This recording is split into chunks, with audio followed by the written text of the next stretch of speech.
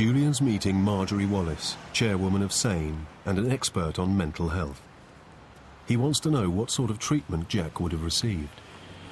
Marjorie. Hello, Julian. Hello. How are you? I'm all right. This is Napsbury Hospital, it was? Yes. OK. This is where my grandfather was from 19... I've got the certificate if you like. Oh, have you? Right. This is when he was admitted. This is a hospital record. Oh, wow. So it says date of admission, 12th of August, 1936, and date of departure, April the 6th, 1938. So he was here during that period of time. He was here a while. Yes, but look what's really interesting.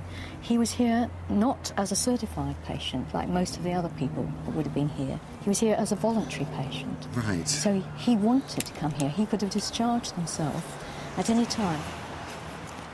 And there were very, very few voluntary patients. You see, it was only in 1930, the Mental Treatment Act, that people were allowed to be voluntary patients. Attitudes towards mental health had changed following the First World War.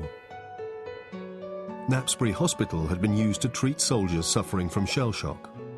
The devastating impact of this condition on thousands of men had forced a re-examination of the treatment of the mentally ill.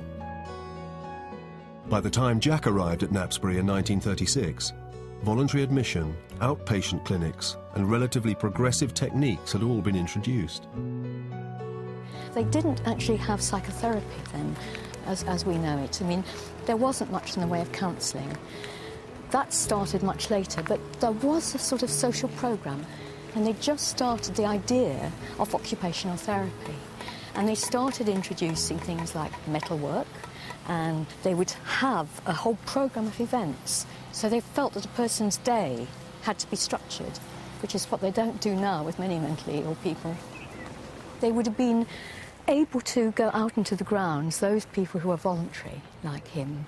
And it was considered that being here and having some peace and quiet and looking around at the beautiful landscape would actually help heal the mind.